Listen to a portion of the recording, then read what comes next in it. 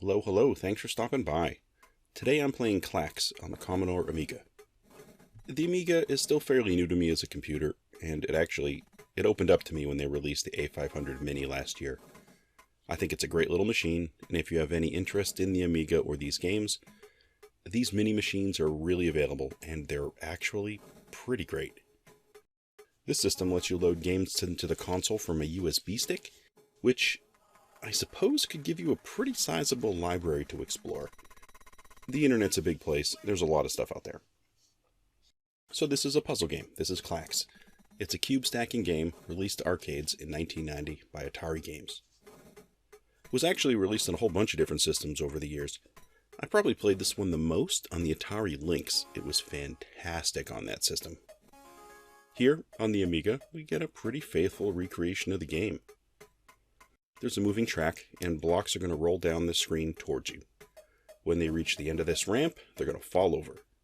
Hopefully, you catch them at the end. You have this little movable platform that you can manipulate back and forth. Your platform can catch and stack up to 5 blocks. You can also move it side to side, and if you press up, you can toss the top block in the stack back up onto the ramp. This game is you scrambling to catch, stack, and drop blocks into place on the lower grid. If you match 3 or more of the same colored blocks in a row horizontally, vertically, or diagonally, you get what's called a Klax, and the blocks disappear. This is basically you playing tic-tac-toe, but you're trying to arrange colors as opposed to an X or an O. When the cubes disappear, of course, the other cubes are all going to fall in to fill in that space, and that's probably going to shuffle the color order that you have. When a Klax is made, the conveyor and the movement of the cubes actually freeze for about a second. When the puzzle freezes, you don't freeze. You can still move your platform back and forth and drop more blocks into place. This 1 second of free time is super valuable, and you're going to find yourself trying to scramble during this second just to get more blocks in order. As you progress through the levels, you're going to get blocks that are moving faster down the conveyor, or you're going to get more colors, or in general just more blocks to catch.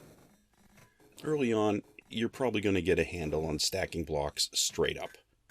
But when they start throwing more colors at you than the columns you have for storage, you're going to start to carry more blocks in place, and you're going to be scrambling to figure out what to place where. Also, you can let a few blocks just drop off the end of the conveyor if you're in a pinch. When they fall off the end, they don't just fall into place on the section below you, they disappear. But if you're at a spot of the game where you need to make a block disappear, you can. A few levels in, you're going to start seeing flashing blocks roll down towards you. These are actually wildcards, and they can fill in any block that you really need. When they appear, it's a joy to see them, because they can really get you out of a jam. So Klax is 100 puzzle levels, and they're clustered into groups of 20. When you start, you can jump a few levels if you want. There's this screen that lets you sort of select. I guess this helps you from getting bored on the early levels, if you play this a lot.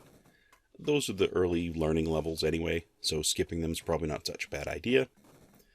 But then again, with a modern console or emulator, you probably might have save states available to you. That is certainly better if you want to get to the really high levels, but back in the day when this was programmed, it was a very different environment. You didn't have saves, you didn't have the ability to do half the stuff you can do now for sure. It's really nice to have if you're trying to get to the end of this. Some of the upper levels get really crazy. There's also, interesting enough, you get this background outside of the puzzle area, something that I find interesting anyway, and as you progress, the background will change. We don't get a ton of different backgrounds here, and they don't change every single level, but it's definitely something. So if you get in a roll, and you're going through all these stages, it's nice to get a little variety from time to time.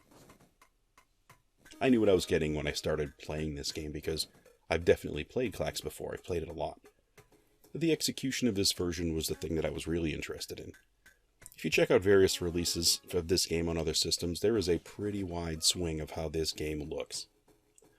I guess the Atari 2600 even had a version, I think, and from what I saw, it is really stripped down. But it's Klax, and I guess it works. This Amiga version, it feels pretty close to the arcade, I think. The graphics certainly look a little bit more pixelated, and it stands out a bit if you look at them, if you compare the images side to side.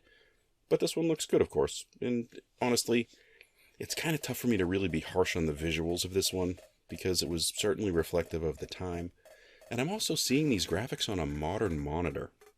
I'm sure the colors were displayed a little different when they were on native hardware back in the day, so I can only complain so much. The one thing I find myself trying to adjust to on this one, especially early on, is just being better able to pick out one of the colors in particular. When I first started playing this version, okay, I had trouble identifying the light orange, because the light orange looks pretty close to the yellow block, and as a result, when you're scrambling to stack blocks, if you misidentify that one light orange color, it really can mess up your progress. I guess it could also be the settings that I have on my monitor. I know they're supposed to be close to begin with, but for some reason, they felt really close when I started playing this. As far as the music goes, it's what you'd expect from the early 90s.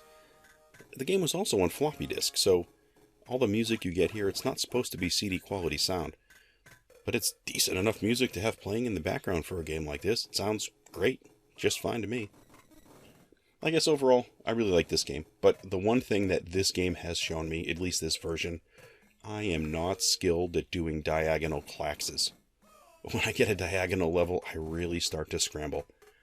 I need some practice here.